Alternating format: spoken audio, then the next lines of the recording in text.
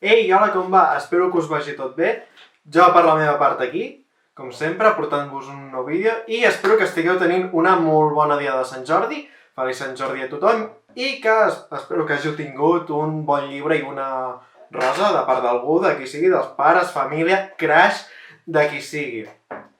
Evidentment, aquesta setmana us porto un vídeo especial de Sant Jordi, evidentment relacionat amb el dibuix, perquè en aquest canal parlem de dibuix, no cap altra cosa, no? Bueno, potser algun vídeo d'anime, però ja està. Així que començarem. Jo, sempre he estat molt fan de la fantasia, de fet, la fantasia m'encanta. Joder, aquí no es veu, però és que pesen bastant. Aquests són dels meus llibres preferits, és el Cosmere, puto Cosmere, em té enganxadíssim. I bé, no sé, m'agrada molt la fantasia. Llavors, com a fan de fantasia, a mi sempre, des de petitet, m'han agradat molt els dracs.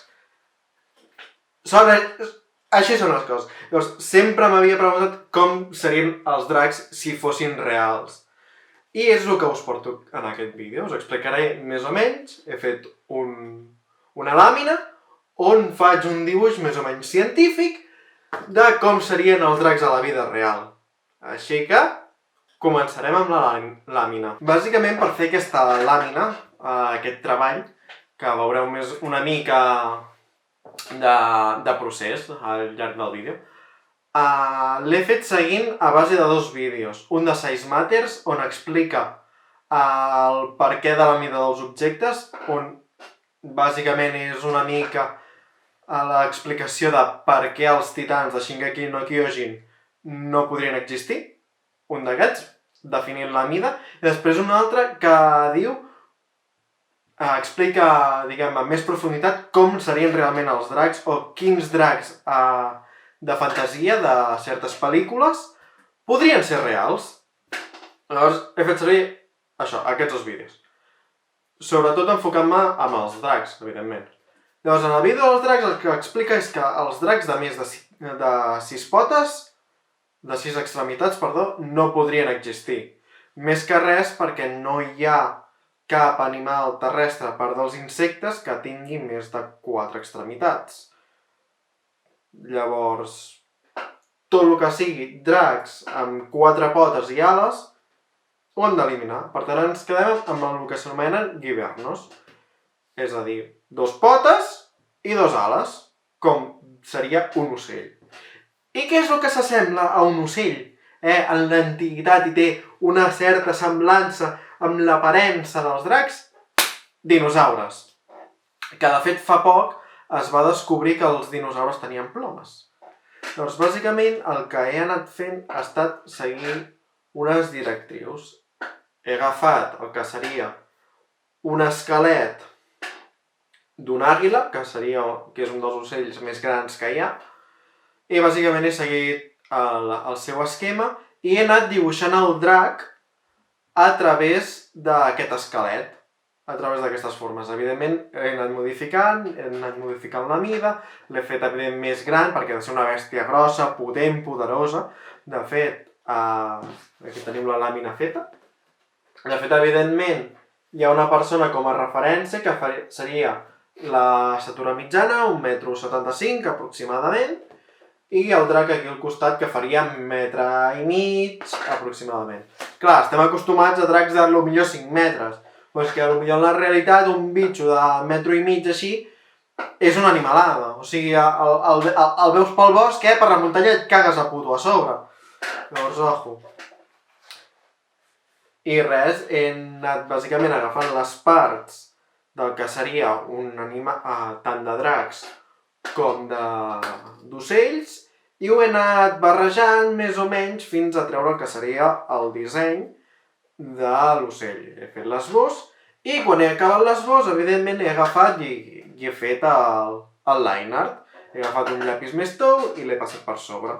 Amb el disseny d'aquest drac m'he trobat amb un punt bastant controversial, que seria el tema de les ales. El problema amb les ales és que perquè un animal pugui volar o les ha de moure molt ràpid o han de ser molt grans? Llavors, partint de la base de l'àliga, o àguila, com li vulgueu dir, per exemple, una persona per poder volar necessitaria una amplada d'ales, a les dues ales, o sigui, la suma de les dues ales, que fos d'uns 20 metres. Llavors, un bitxo com aquest, li he fet unes ales de 5 metres. No sé si seria el més exacte, no sé si haurien de ser més grans, però és que si no, se'n va moltíssim i no queda un disseny guai. I llavors, em queda la carta trampa, aquí, Yu-Gi-Oh! Carta trampa, de que mou les ales molt ràpid. No sé, al cap i a la fi és un disseny de fantasia, tampoc és que sigui aquí com seria en real una cosa super estricta. Llavors, bueno, crec que està bé. Doncs evidentment aquesta làmina l'he dividit en diverses parts per més o menys fer les mides. Llavors el que seria la part frontal, pel costat i després l'esquelet. Més que res perquè em feia il·lusió, com si fos una fitxa tècnica, no sé. M'ha semblat interessant. Llavors, com ja he dit, ho he agafat tot de referents esquelets d'altres animals. I quan he tingut el line art fet, he començat a pintar. Amb el tema de paleta de colors, no sabia exactament com començar, cap on tirar. Llavors el que he decidit ha estat, doncs, a veure, els dracs normalment de quin color són? Verds. Doncs fem les plomes verdes. I bàsicament he agafat el que seria la totalitat de les plomes, les he fet d'un verd, diguem, tirant cap a fosc. Perquè m'ha semblat lo correcte, lo ideal per, diguem, mantenir una coherència narrativa dintre del dibuix. Tot i que podria ser marró, perquè si tu mires les aus, a part de les tropicals, en general per aquí totes són marrones. Llavors, bueno, m'ha semblat lògic fer-ho verd perquè és un drac, al cap i a la fi. I evidentment he deixat certes parts marrons fent referència a les escates que tenen els dinosaures perquè sigui un animal que prové de dinosaures. I a partir d'aquí he anat pintant, anat afegint detalls, fent mescles amb aquarel·les, perquè ho he pintat amb aquarel·les perquè em feia puta il·lusió i ja està. Simplement. I res, després també amb el que fa el que seria l'esquelet, no sé si es veu damunt, però bueno, però està pintat en blau.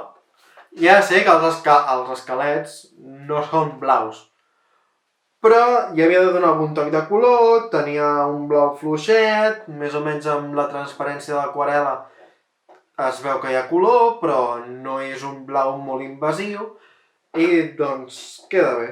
El que ve a la fi és un exercici de disseny de personatge. I bueno, i estaria després també per afegir-hi un contrast de color dintre del propi disseny del que seria la bèstia, d'aquest verd tan potent, he afegit parts vermelloses per tal de crear contrast, perquè com si mirem el que seria la taula cromàtica, el cercle cromàtic, els verds estan en contraposició dels magentes. Llavors un color vermellós ajudaria a donar contrast, a ser més viu, i llavors bàsicament he decidit que parts com el que seria aquestes membranes o les membranes de les ales siguin de colors vermellosos.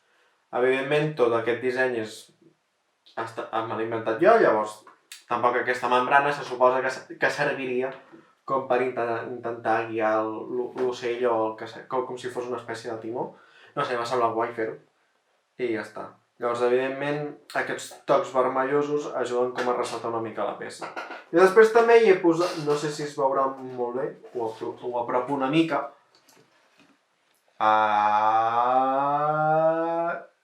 Aquí, no sé si s'aconseguirà veure del tot. Bueno, és igual. Hi ha tocs blavosos com per anar fent les escates del drac. I això seria tot el procés. Després d'acabar-ho tot en general, he passat una mica de colors per les plomes, així com per marcar-les una mica i ja està. Això seria el resultat, que és el que estareu veient ara. I res, m'ha semblat un exercici molt interessant, sobretot de disseny de personatge, perquè agafes unes premisses establertes, unes normes, unes regles, i a partir d'aquestes normes et vas guiant i vas construint una cosa. Evidentment és un dibuix de fantasia i al final he deixat volar la imaginació, o sigui, no són unes regles a rajatabla, però sí que va bé com per establir una mica de guia. I fins aquí el vídeo d'aquesta setmana, espero que us hagi agradat. Ja sabeu, si voleu donar-me més suport, em podeu seguir a Instagram, on penjo dibuixos que faig de tant en tant, a Twitter i a TikTok, que el torno a tindre actiu, no sé per quan. I si us ha agradat el vídeo, doncs podeu donar like, podeu compartir a algú que li pugui interessar, comenteu per si teniu algun dubte i sobretot us podeu subscriure. Vinga, ens veiem!